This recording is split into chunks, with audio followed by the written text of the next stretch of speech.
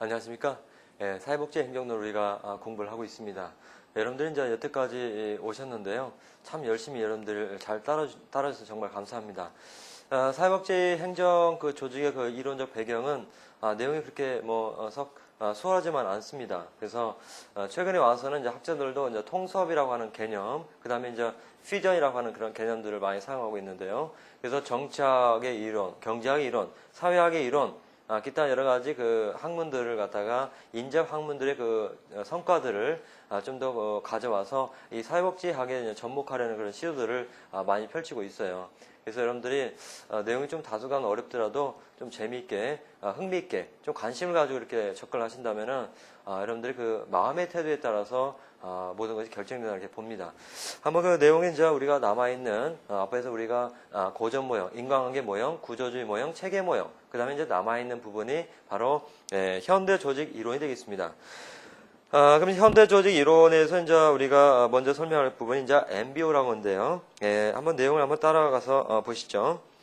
목표 관리 이론입니다. 이게 목표 관리라는 것은 참여 과정을 통해서 조직 단위와 구성원들이 실천해야 할 생산 활동의 단기적 목표를 명확하게 체계적으로 설정하고 그에 따라 생산 활동을 수행하도록 하며 활동의 결과를 평가, 피드백, 환류시키는 관리 체계를 의미합니다.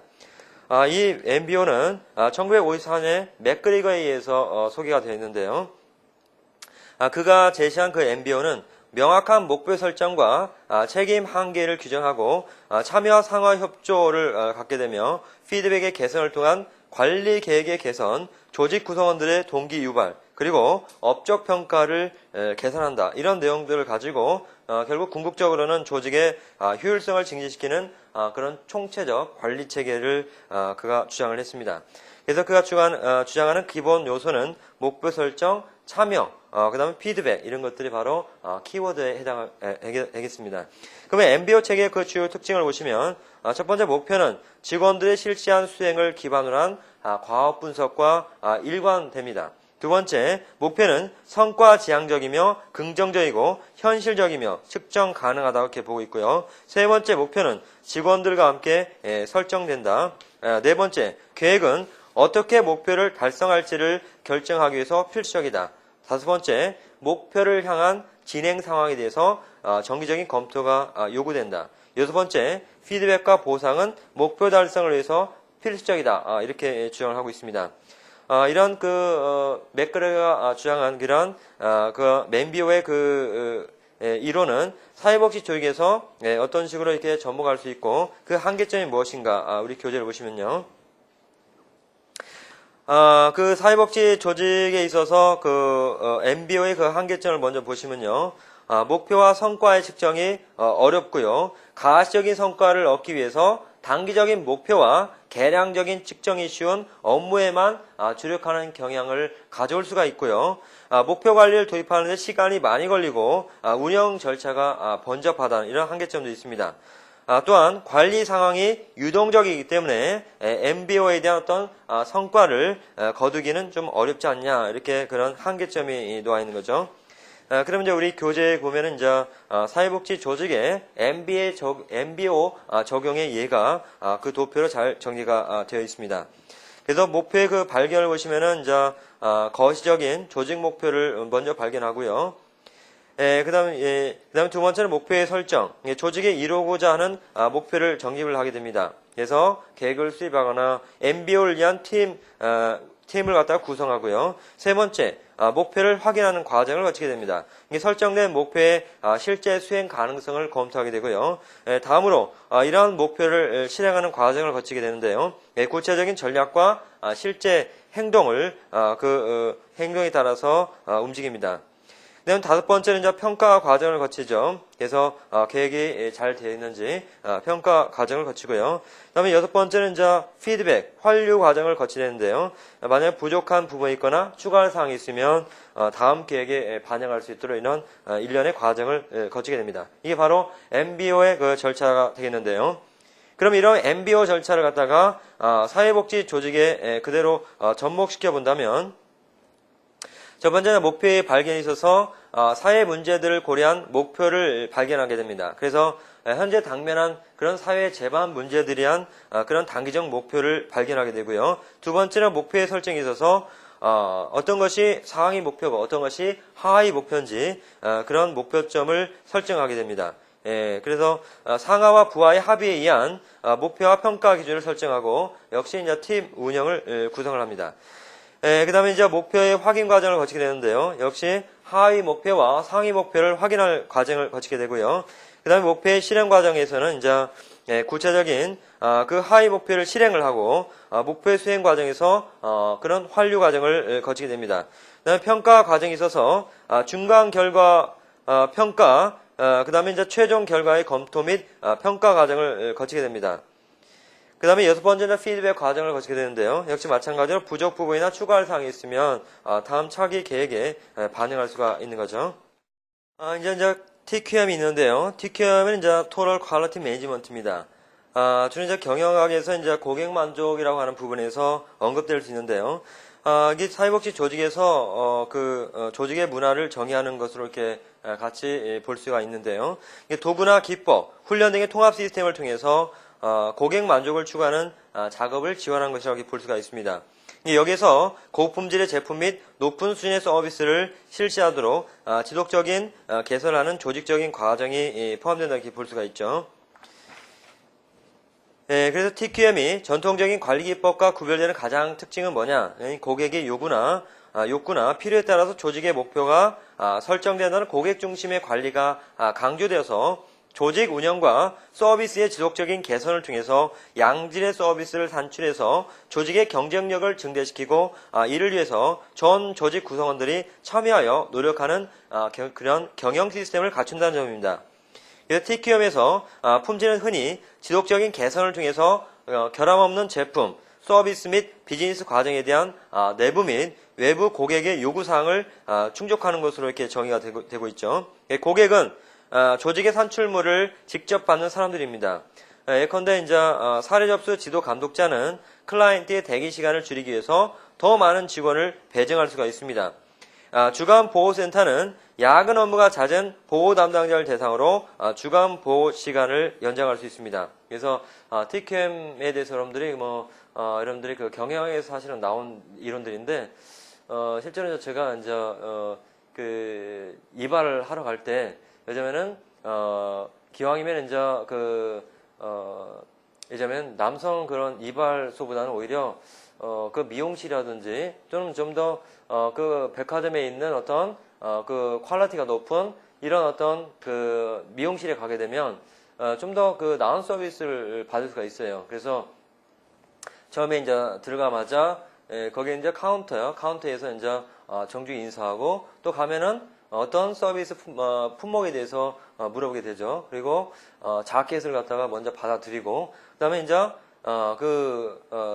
그 접수처 옆에 있는 어떤 대기실에서 앉아서 또 어떤 차를 마시냐고 또 물어보기도 하고 그래서 대기 시간에 차를 마시고 또 이제 신문도 갖다 주거나 그때 이제 예전에는 그 충분한 그 휴식 시간을 취한 뒤에 예전에는 그 서비스 품목에 따라서 예전에는 먼저 이제 머리를 감고 그 다음에 이제 그런 다음 이제 과정 단계로 이렇게 넘어가는 걸 알 수가 있어요. 그러나 이제 기존에 있는 어떤 이발소에 가면은 그냥 모든 것이 원스톱이죠. 그래서 완전 예전에는 그렇게 좀 나이 드신 어르신이나 예전에는 저뿐만 아니라 예전에는 일반 남성들은 이발소를 이렇게 기존에 이용하고 있죠. 그래서 뭔가 그 고객 만족이라는 거. 그래서 어떤 그 서비스가 나으냐. 그래서 나에게 맞는 서비스가 무엇이냐. 그래서 고객은 왕이죠. 그래서 이런 경영 기법을 통해서 여러분들이 사회복지 조직에서 역시 마찬가지로 이런 서비스 어떤 그 퀄리티를 높이기 위해서 이런 방법들을 통하면 좋겠다 하는 것들을 다각적으로 이렇게 연구를 해야겠죠. 그래서 최근에 와서는 이제 인재 양성이라는 측면에서 보면은 뭔가 창의성 있는 인재 이것들이 우리 사회에서 요구되는 앞으로의 그 인재상을 이렇게 볼 수가 있는 거죠. 그런데 두 번째 TQM의 7대 원칙을 보시면은 첫 번째 고객은 최초의 그리고 가장 중요한 품질 판정자입니다. 품질은 마지막에 추가되는 것보다는 생산 초기부터 제품 또는 서비스의 구성 요소가 되어야 합니다. 세 번째, 변동 가능성을 방지하는 것이 고품질을 확보하는 비결입니다. 네 번째, 품질은 개인의 노력이 아니라 그 시스템 내부에서 일하는 사람들로부터 나오게 되는 거죠. 다섯 번째, 품질은 투입과 공정의 지속적인 개선을 필요로 합니다. 여섯 번째, 질적 개선은 강력한 작업자의 참여를 필요로 하고요. 품질은 조직 전체의 책임을 필요로 합니다. 그다음 세 번째 TQM의 주요 특징을 보시면요. 고객의 그 요구를 존중을 합니다. 두 번째, 지속적인 개선을 유지를 하고요. 그다음 세 번째, 집단적 노력을 강조하고 그 다음에 신뢰를 관리를 합니다.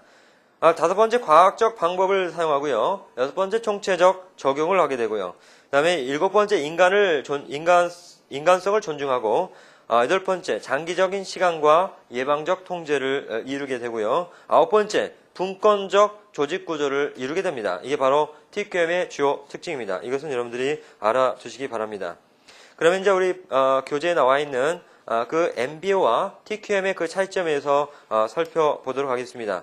MBO의 경우에는 앞에서 단기적인 시간관을 갖고 있다고 했는데 TQM의 경우에는 장기적인 관점에서 그 시간 관리 개념을 갖고 있어요. MBO의 경우에는 그 TQM의 MBO 경우에는 그 수요 결정자가 관리자, 전문가인데 반해서 TQM의 경우에는 고객이 수요를 결정하는 거죠. 그 다음에 의사결정 면에서 보면은 MBO계는 직감에 의한 결정을 하게 되지만 TQM의 경우에는 과학적인 기법에 의한 결정을 하게 됩니다. 그 다음에 이제 통제의 경우에 MBO는 사후적 통제를 하는 데 반해서 TQM의 경우에는 사전적 통제를 하게 되고요. 관리 대상 면에서 보면은 MBO계는 개인적인 업무 수행을 하는 데 반해서 TQM의 경우에는 집단적 업무 수행을 하게 됩니다. 그 다음에 현상 유지 면에서 보면은 MBO계는 현상 유지지만 TQM에는 개혁주의 관점에서 접근하고 있습니다. 그 다음에 조직 구조 면에서 보면은 MBO의 경우에는 개서적 조직 구조를 갖고 있는 데 반해서 TQM의 경우에는 분권적 조직 구조를 가지는데 그 특징이 있겠습니다. 그래서 TQM이 전통적인 관리 기법과 구별되는 가장 큰 특징은 고객의 욕구나 필요에 따라서 조직의 목표가 설정된다는 고객 중심 관리가 강조되어서 조직 운영과 서비스의 지속적인 개선을 통해서 양질의 서비스를 산출해서 조직의 경쟁력을 증대시킨다는 그 경영 시스템의 전략이 있는 거죠. 다음은 이제 전략적 관리라고 하는 개념이 있습니다. 이걸 갖다가 SM이라고 SM. 그래서 Strategic Management. 그래서 전략적 관리, 전략 관리라고 이렇게 하는 거죠. 이 전략 관리가 뭐냐? 이게 환경과의 관계를 중요시하는 이것은 변혁적 관리 기법으로서 조직에 영향을 미치는 변화의 효율적 관리를 강조하게 됩니다. 이 역동적인 환경에 취해서 변화를 겪고 있는 조직에 새로운 지향 노선을 제시하고 그에 입각한 전략 기술을 개발하여 집행함으로써 조직의 그 활동과 운명을 스스로 통제할 수 있는 것을 강조하게 됩니다. 이제 전략 개발을 강조하게 되고요. 그 다음에 이제 조직 활동의 그 통합을 강조하게 됩니다. 우리가 이제 경영학에서 이제 얘기를 하고 또 이제 기타 인간관계론에서 이제 강조하는 것들은 바로 인간의 어떤 성공 지향적인 삶을 어떻게 살 것인가 여기에 대해서 이렇게 많은 책들이 지금도 쏟아져 나오고 있죠. 그래서 그 성공하는 인재들의 어떤 대표적인 그 예들을 보면은 예를 들면은 하버드학교에 들어간 어떤 입학생들 또는 졸업생들을 대상으로 이렇게 연구한 결과들을 보면은 그 공통점들이 몇 가지 있다고 해요. 그 대표적인 것들이 바로 시간을 관리를 잘했다는 겁니다. 그래서 시간 타이밍, 그러니까 그렇게 많은 강의 시간, 그 다음에 그 관련된 과제물을 수행하고, 그 다음에 예를 들자면은 자기를 갖다가 충분히 시간을 관리를 해야 그러자면은 나중에 졸업에서도 어떤 일정한 목표점에 도달할 수 있는 거죠. 그래서 그런 어떤 수재들의 어떤 그런 성공의 그 예를 보면은 이렇게 시간 관리를 참 잘했다는 걸 알 수가 있어요. 여기서도 뭐 시간 관리가 나왔네요. 네 번째 이제 학습 조직 이론입니다. 학습 조직의 그 정의를 보시면은 사회복지 조직과 인력을 인파워 시켜서 클라이언트 집단에 효과적인 서비스를 제공하는 방안으로 제시되는 그 조직 이론입니다. 그래서 조직 구성원이 진정으로 바라는 결과를 창조할 능력을 확장하고 새롭게 확대된 사고 패턴이 육성되며 집단적 목표나 열망이 자유롭게 선정되고 함께 학습하는 방법을 지속적으로 배우는 조직을 의미합니다. 그럼 학습 조직의 장점을 보시면은 개인적인 통제감, 정신적인 그런 사고의 틀, 비전 공유, 팀 학습, 체계적 사고와 같은 조직의 주요 영역이 역량 강화될 수가 있습니다. 이 학습 조직은 조직 구성원인 개인, 팀, 조직의 지속적으로 학습을 권장하는 분위기로서 조직을 변형, 발전시키는 결과를 가져오게 됩니다. 학습 조직에 강조되는 것이 조직 학습의 과정과 방법인데 아르기리스에 의하면 학습은 성공적일 때 두 가지 경우에 일어난다고 합니다. 첫 번째, 조직 운영의 결함이 발견되어서 그 교정하는 방법이 임시 방편적이거나 부분적인 변화를 초래할 때 단선적 학습이 가능하고 시정 방법이 전체 조직 운영의 틀을 고치는 방향으로 전개된다면 복선적 학습이 일어난다고 합니다. 그래서 복선적 학습이 조직과 구성원을 인파화하는 데 더욱 효과적이렇게 보는 거죠. 이게 조직을 학습 조직화한다는 것은 매우 어렵고 오랜 시간과 많은 자원이 소요되지만 학습을 강조하는 조직 문화와 리더십을 갖추어 새로운 지식과 기술을 축적하여 활용한다면 그 조직은 경쟁력 있는 조직으로 변모되고 궁극적으로 조직의 역량은 크게 강화될 수가 있습니다. 다음으로 이제 인파워먼트라고 하는 것이 나와요. 우리가 사회복지 학에서 뭐 여러 가지 그 용어들을 보면은 그 영어식 그 표기라기보다는 그걸 갖다가 용을 갖다 그대로 한국말로 발음해서 그대로 가져오는 경우가 많습니다. 그 대표적 예가 여러분들이 앞에서 봤던 클라이언트, 그 다음에 여기서 그 다음으로 많이 나오는 것이 바로 임파워먼트. 예, 영어로 얘기하면 임파워먼트라고 이렇게 쓰면은 클라이언트가 있죠. 그 다음에 임파워먼트가 있어요. 임파워먼트. 그래서 그냥 뭐 한국말로 그냥 클라이언트 이렇게 쓰죠. 그 다음에 임파워먼트. 여러분들이 그 어느 교재나 어느 그 연구 보고서를 보든지 그냥 이게 원어식으로 이렇게 가져와 않고 그냥 한국 발음으로 임파워먼트로 이렇게 그냥 가져옵니다. 그럼 여러분들은 통일할 때 클라이언트, 그 다음에 임파워먼트. 그래서 뭐 클라이언트는 뭐 다른 교재에서는 CT라고 이렇게 약어로 이렇게 씁니다.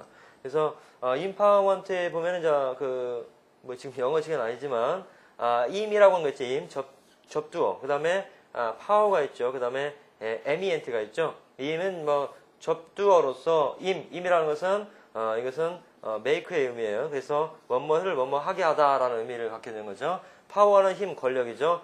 멘트는 이제 그 명사를 만드는 명사격 전미사입니다. 그죠? 추상명사죠. 그래서 임파워먼트는 이제 한국말로 이렇게 표현하면은 역량 강화라고 이렇게 하는 거예요.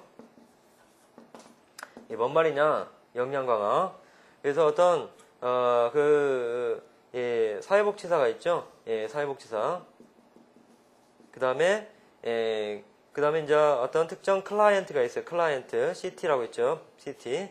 그래서 이런 직원과 클라이언트의 양자의 관계를 뭔가 매개하면서 이루어지는 것이 바로 사회복지 행정이라고 얘기했어요. 그래서 그 사회복지 행정 과정에서 뭔가 이 사회복지사가 일정한 임파워먼트를 한다 라고 할 수도 있고, 그 다음에 이 클라이언트를 둘러싸고 있는 그들의 어떤 가족이 있죠. 가족. 그래서 일자면 이제 클라이언트는 이제 우리가 흔히 이제 보면은 이제 장애인이라든지 또는 예자면은 노인이라든지 여성이라든지 그다음에 청소년이라든지 그다음에 아동이라든지 뭐 이런 여러 가지 그 클라이언트가 있을 수가 있어요. 뭐 장애우가 있다 그러면 뭐 예를 들면 지적 장애인이나 뭐 정서 장애인 뭐 있죠. 그래서 만약 장애에 있다라고 한다면 장애인을 둘러싸는 이 가족의 역할이 상당히 중요합니다. 그러죠? 예, 그래서 그 장애인의 가족이 뭔가 인파워먼트 해가지고 그래서 뭔가 사회복지사가 해야 할 역할들을 이 가족이 뭔가 그 역할을 갖다 충분히 다 해낼 수가 있는 거죠. 그래서 주 보호자로서 서비스를 갖다가 제공할 수 있는 겁니다. 어떤 힘을 가지고요? 인파워먼트. 사회복지사의 어떤 역할들을 이 주 보호자가 뭔가 힘을 실어서 그 역할을 다 할 수 있는 거죠. 바로 이게 역량 강화라고 한 거예요. 그래서 여러분들이 역량 강화가 뭐냐라고 하면 이런 의미로 여러분들이 이해하시면 돼요. 그래서 좀 더 구체적으로 우리 교재에 나와 있는 인파워먼트라고 하는 그런 개념들을 한번 살펴보겠어요. 그 인파워먼트라는 개념은 1976년 솔로몬이 처음 사용했습니다. 최근 사회복지 실천 현장에서 거대한 어떤 패러다임이 전환이 목격이 되고 있는데, 그것은 전통적인 어떤 치료 중심, 의료 중심 또는 문제 중심에서 바로 강점 시각을 바탕으로 한 인파워먼트 모델로 이동하고 있다는 것을 의미합니다.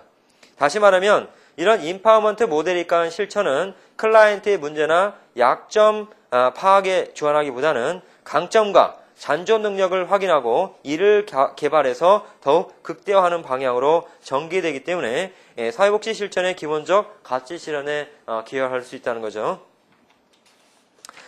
그 다음에 이제 그 인파워먼트의 장점과 단점을 살펴보시면요. 장점으로서는 구성원의 보유 능력을 최대한 발휘하게 하여 그들의 직무에 몰입을 극대화할 수 있고, 실무자들이 고객들에게 적절한 대응을 함으로써 품질과 서비스의 수준을 높일 수 있고, 고객 접점에서 문제 해결이 신속하고 융통성 있게 이루어지고, 지시, 점검, 감독, 감시, 연락, 조정대에 필요한 비용이 절감된다는 점입니다. 단점으로 보면 우리나라의 경우 인파워먼트한 체계적인 실증 연구로부터 그 활용 범위가 아직은 미약하고 경영 조직에서만 활용되고 있다는 점입니다. 그래서 여기서 뭐 이렇게 간단히 그림을 설명했지만 여기서 클라이언트는 여기서 그 당의 장애인이 될 수도 있고 여기서 가족도 클라이언트가 될 수 있는 거예요. 확장해서 얘기하면. 그래서 이 사회복지 간에 뭔가 접수를 통해 가지고 장애인 자신이 뭔가 시설 수용을 통해 가지고 클라이언트가 되는 거예요. 그렇지만 이제 경우에 따라서는 이 가족도 뭔가 의뢰를 하기 때문에 클라이언트도 될 수가 있습니다. 그래서 예를 들면은 그 미국의 사례를 하나 말씀을 드리면 어떤 의료기관 실제 그 미국에서 일어났던 사례입니다. 그래서 그 미국에서 노파가 예를 들면은 동상에 걸려가지고 상당히 그 어려움을 호소하고 있었습니다. 그래서 그 주에 있는 어떤 의료기관이 있었죠. 의료기관. 그 의료기관에 가보니까 이 노파가 예를 들면은 다리를 절단한다고 이렇게 의료적인 어떤 처방을 내렸어요. 그래가지고 이 노파의 입장에서는 예를 들면은 당연히 자기 다리를 절단하지 않고 뭔가 생존하기를 원했죠. 근데 의사의 입장에서는 다리를 절단하지 않으면 생존의 위협을 초래한다. 이렇게 판단한 거죠. 그래서 이것을 이제 매개한 어떤 사회복지사가 있죠. 사회복지사. 그래서 사회복지사가 생각하기에는 이 문제를 어떻게 하는 게 좋겠냐 이렇게 판단한 거죠. 그래서 의사의 입장을 일단은 뭐 존중을 하고 또한 그 노파의 어떤 예를 들면은 다리를 절단하지 않고 뭔가 생존할 수 있는 방안도 한번 고려를 해보는 거죠. 그래서 그래서 전문가로서의 어떤 사회복지사의 어떤 상담이라든지 카운셀링, 그다음에 이런 노파와의 어떤 면담 이런 것들 상당히 중요합니다. 그래서 결론적으로 얘기하면 노파는 의사의 어떤 의료적인 어떤 수술 행위를 통해서 결국 사망했습니다. 왜냐하면 연방 정부에서는 돈을 대줍니다. 돈을 대줘서 수술을 받기 위해서 어쩌면 생존할 수 있으면 말하자면은 기본적인 어떤 의료적인 처치를 했다는 어떤 그런 의무감에 의해서 당연히 수술비를 지원받아가지고 하면은 뭐 이렇게 과정대로 잘 진행되는 거죠. 그렇지만은 이 노파 입장에는 그것이 아니에요. 왜냐면은 수술을 받지 않고 생존할 수 있는 방안을 생각하는 거죠. 그래서 사회복지사 역할이 중요한데요. 그래서 사회복지라는 것이 그래서 중요한 거예요. 사회복지는 바로 이런 클라이언트의 어떤 예를 들자면은 그 의견, 의사를 갖다가 존중을 해야겠죠. 의사를 존중. 그래서 어떤 의료적인 어떤 그 의료적인 행위보다는 오히려 거꾸로 바로 먼저 클라이언트의 의사를 존중하고 그 의사를 따라서 뭔가 이루어지는 것이 무엇보다 중요합니다. 그래서 이런 사회복지사가 양쪽의 입장을 갖다가 충분히 조율과 조정할 수 있는 능력도 갖춰야 한다 이렇게 보고 있는 거죠.